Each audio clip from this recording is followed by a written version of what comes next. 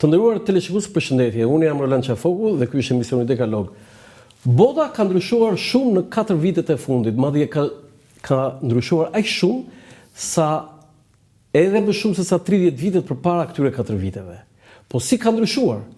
Rusia ka sulmuar Ukrainën dhe e mban të pushtuar. Zjen lufta dhe situata në lindjen e mesme, luftra ka dhe në Afrikë. Pra, ajo që ne menduam me rrëzimin e murit të Berlinit, që quhet fundi i historisë, e cilësojnë disa politologë, nuk është më ashtu. Ne mendonim se bota do bashkohej rreth demokracisë edhe vlerave të kapitalizmit, të tregut të lirë, por nuk ndodhi kështu. Sot ne jo vetëm nuk i kemi këto, por kemi një fenomen tjetër. Bota nga unipolare tashmë po rrëshqet edhe demokracia e saj. Por ajo që është më rëndësishme, mendoj që në 4 vitet e ardhshme mund të ndryshojë rendi i ri botror. Ky është një konkluzion i politologëve që nga një anë duket si i frikshëm, por nga ana tjetër të gjitha shtetet, të gjitha vendet duhet përgatiten për këtë rend të ri botror që askush nuk e di me saktësi se si do jetë. Por si do jetë dhe çfarë parashikojmë për shqiptarët, dhe kur them për shqiptarët e Shqipërisë dhe shqiptarët e Kosovës. Për t'i dhënë përgjigje kësaj pyetje dhe jo vetëm, unë kam kënaqësinë të kem një personalitet në fushën e sigurisë, në fushën e diplomacisë dhe më gjerë, Visho Ayazi Lika, me 2 statuse të ambasadorit të Shqipërisë në NATO për 5 vite dhe drejtuesi i Shërbimit Informativ Shtetëror po për 5 vite. Kam kënaqësinë ta kem zotin Visha në emisionin Dekalog. Zoti Visha, faleminderit që pranuat ftesën. Faleminderit për ftesën. Unë nuk e dija që mund të intervistoja një ditë. Sinqerisht. Por të prezantoj me 2 detyra, sepse detyrat nuk t'i fshin dot njeri. Ndërsa si ekspert mund të themi eksperti Visho Ayazi Lika. Kjo do ishte shumë pak.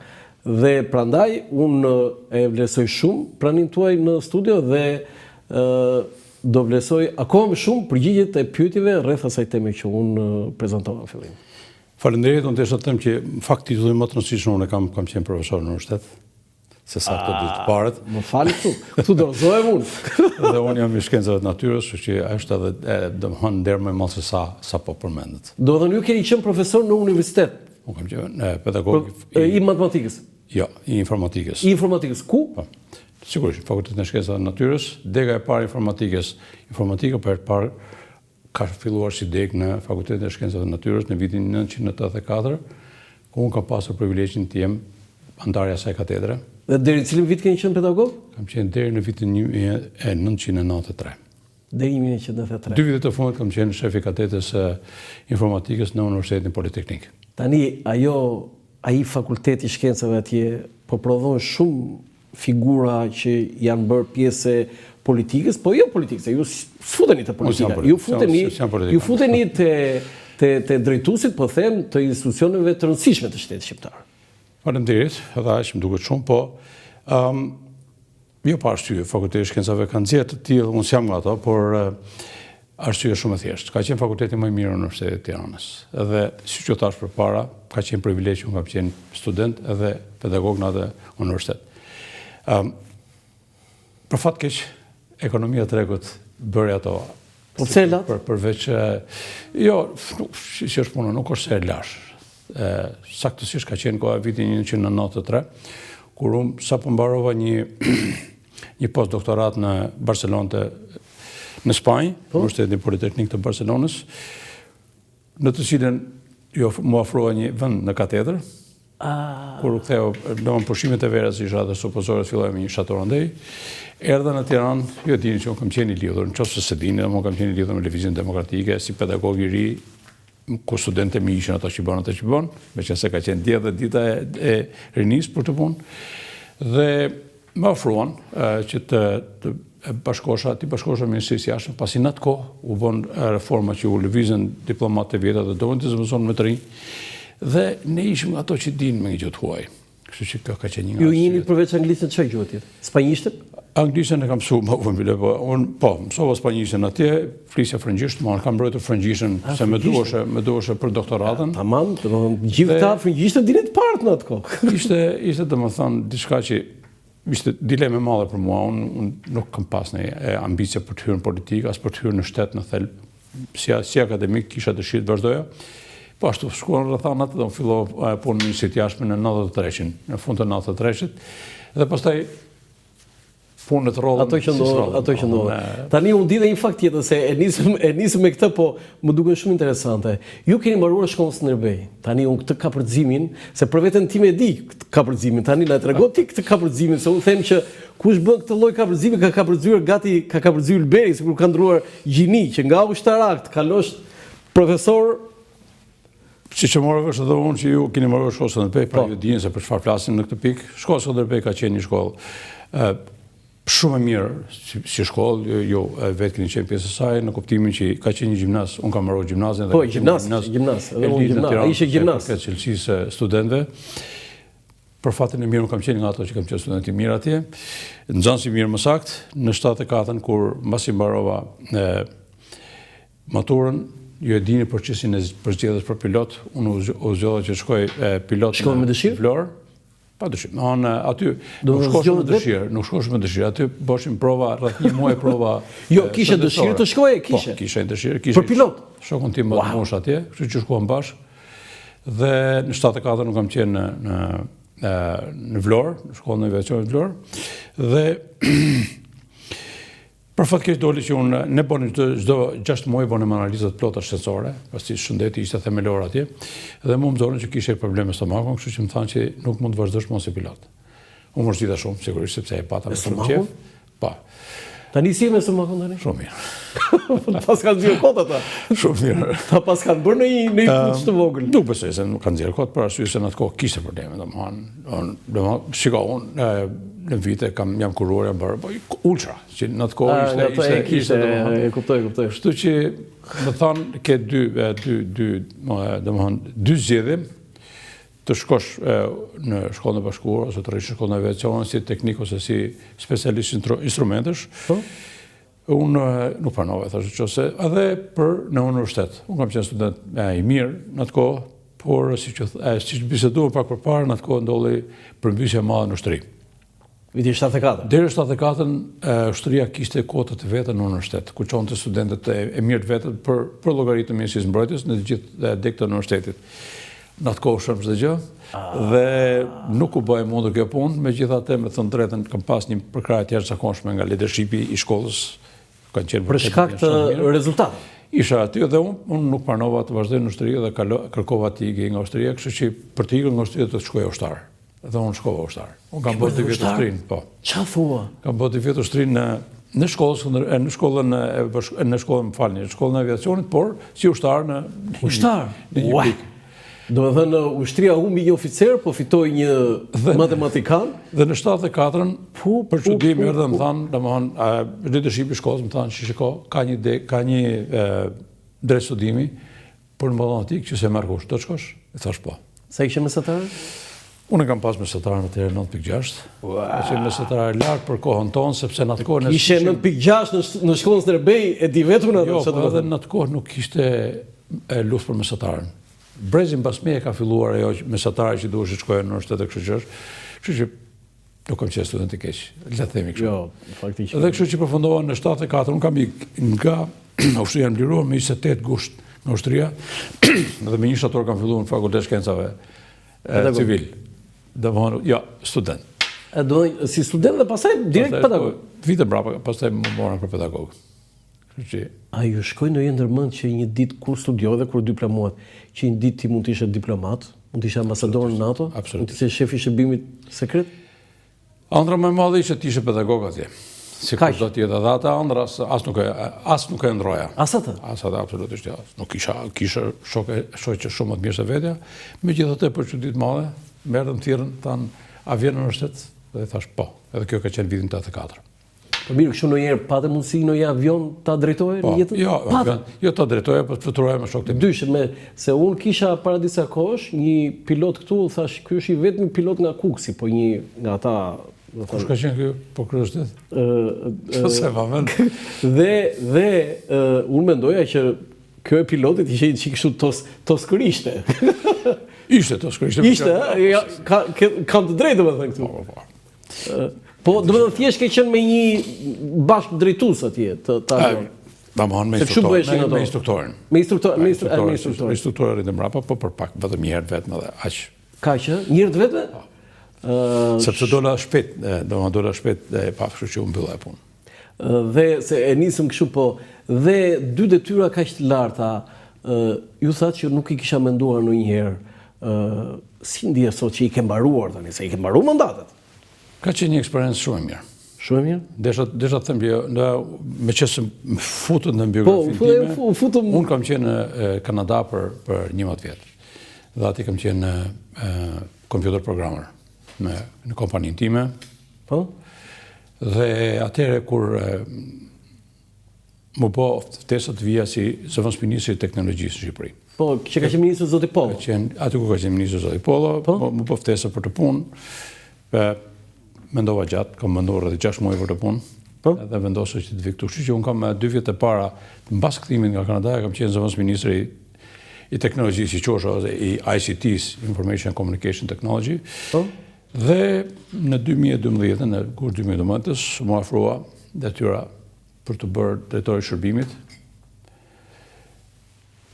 Ishte zgjedhje e vështirë, nuk ishte zgjedhje e kollajshme, me thënë drejtën, nuk e kam marrë, sepse e di se sa përgjegjësi ka brenda saj, por betova që me qenë se unë e bëra sakrifizë e errta, u ktheva mbrapsh në Kanada, ku unë kam qenë shumë mirë. Si profesionalisht, si ekonomikisht, dhe gjë ka qenë mirë. Atëherë, vendosa ta marrë detyrë. Dhe për që di, zyrat ishin në shkollë Skënderbej.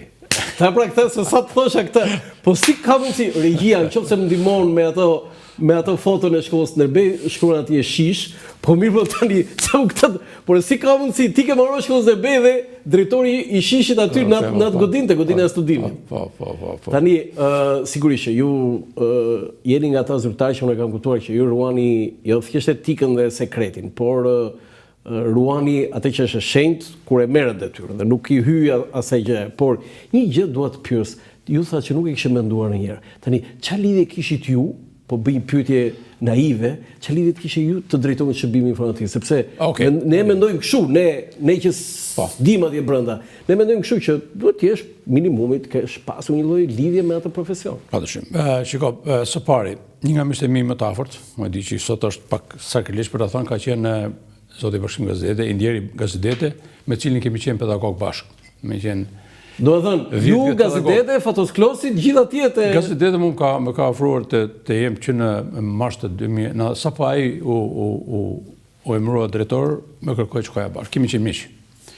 Dhe i thash, jo Bashkim sepse unë do shkoja për këtë që thash për një postdoktorat research në Barcelonë, thash unë kisha fituar një Bosch Tempus, ka qenë atë kohë. Në universitet i thash kam qenë ndjek karrierën time, domethënë karrierën time si profesor në universitet. Pakort, është gjithë e jote. Kështu që unë ika atje kam nejtë 5 muaj në Barcelonë, dhe kur ktheva nga Barcelona, si që thash, më ofrua që unë të bëj bashkosha miqësisë jashtme. Po, dhe karriera e jashtme si diplomat i ri, unë kam nejtë rreth 1 vit atje, kam qenë sekretari parë i ambasadës sapo hap ambasadën në Riyadh, në Arabi Saudite. Dhe kur ktheva nga aty, desha të kthehem përsëri në universitet, të vazhdoj atë jetën universitare. Atëherë më ofrua që shiko, ne kemi shumë nevojë për një drejtues të shërbimit të jashtëm në shërbim informativ, pra ai që është quajtur atëherë kati 4 në kohën e sigurimit shtetit, po që ishte përsëri. E mendova gjatë, siç u thash, do thërë okej, do ta pranoj. Kështu që kam qenë në ministrinë e jashtme si drejtor i shërbimit të jashtëm të shtetit shqiptar. Të shtetit shqiptar, kështu që dhe kjo ka qenë deri në vitin që unë shkova për në Kanada. Do të 96, 97? 98, më saktë. 98. Ju ishit drejtori i shërbimit të jashtëm. Fatosklosi atëherë, që unë kam pas profesor dhe kam pas mik, më kërkoi që të rrije, thash jo, unë do të vazhdoj jetën time. Më kërkoi Fatosklosi? Po. Çakti, profesor Klosi? Po, kjo është e vërtetë, Ai ishte profesor juaj? Ai ka qenë profesor fizikës, Juaj. Jo, mos u ka dhënë mësim direkt, fakti, po ka qenë profesor me emër në Fakultet Shkencave dhe më thash jo, unë do shkoj. Edhe fillova në privat, pastaj fillova. Edhe gjë shumë e thjeshtë. Profesionin tim unë paguasha 5 herë më shumë, 3 herë më shumë në privat se sa në shtet. Jo, ju mund paguashit më shumë edhe kur ishit ambasador NATO dhe drejtori i Shishit, po keni zgjedhur ambasador i NATO. Ishte periudhë tjetër, mos harrojmë. Ka qenë delikat. Kështu që meqense mua më doli për shkuar në Kanada, vendosë shkoj në Kanada, me fëmijët ishin relativisht vegjël në atë kohë, kështu që kjo ka qenë arsye që unë shkova dhe fillova në edhe iga në Kanada, ku kam qenë mbi 1 dekadë, pastaj siç e thash kam martu, kam filluar detyrën e drejtorit, është një periudhë shumë interesante. Unë vetëm kaq mund të them, unë kam respekt për njerëzit me të cilët kam punuar, kemi qenë kohë të vështira me qira fjala, shumë vështira, por një gjë kam kuptuar. Po? Po zbatosh ligjin, je i mbrojtur nga çdo gjë. Kjo është, po të zbatosh ligjin, je i mbrojtur nga gjithçka. Unë kështu them. Ato 5 vite si ishin vështira? Shumë të vështira? Dhe ju keni punuar me 2... Jo shumë të vështira, po të vështira, po. Ju keni punuar me 2 kryeministra, me zotin Berisha dhe me zotin Rama. Presidenti i asaj kohë ishte Bujar Nishani, që ju dekretoi, dhe pastaj juve vazhduat, do të thënë karrierën me zotin Rama. Tani, vetëm George Tenet ka punuar me 2 presidentë. Edhe Visho Ayazi në Shqipëri me 2 kryeministra. Se kam bra me asnjëherë për të punë. Sepse thash herë tjetër, ishte shumë kollaj. U bëhet detyrën time, ishte si kur ishte kryeminist, kur ishte president.